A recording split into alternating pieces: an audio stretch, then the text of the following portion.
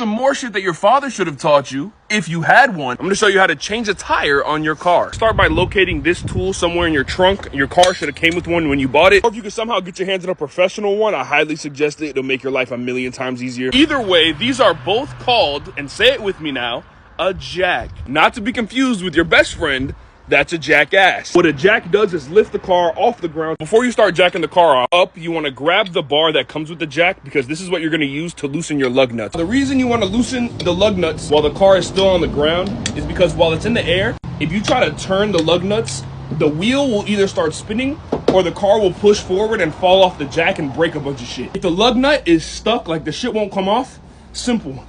Fucking boot the shit out of it. It might break them, but you really only need like 3 out of the 5. And yes, I do have the dad loafs on. I'm trying to get into character. The tire's all loosened up. You're gonna wanna take this piece of the jack and you're gonna wanna line it up with this little metal lip that's underneath every single one of your cars. And then you start cranking it up.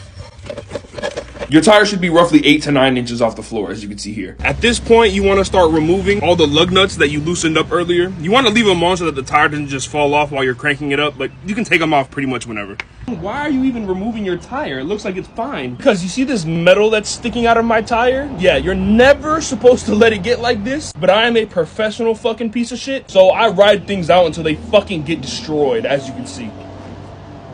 This is probably the biggest pain in the ass of the entire process, is putting the spare on, because you have to line up all 5 or 6 of the little fucking, oh, shit. At this point, you're just gonna wanna hand screw all of your lug nuts just to get them in place. Just a rule of thumb, whenever screwing in lug nuts, you always want to screw in the one that's directly across from the previous one that you screwed in. It's just the best and safest way to make sure that they're all screwed in tight enough. Once they're all nice and tight, you can start uncranking the jack and lowering the car back up.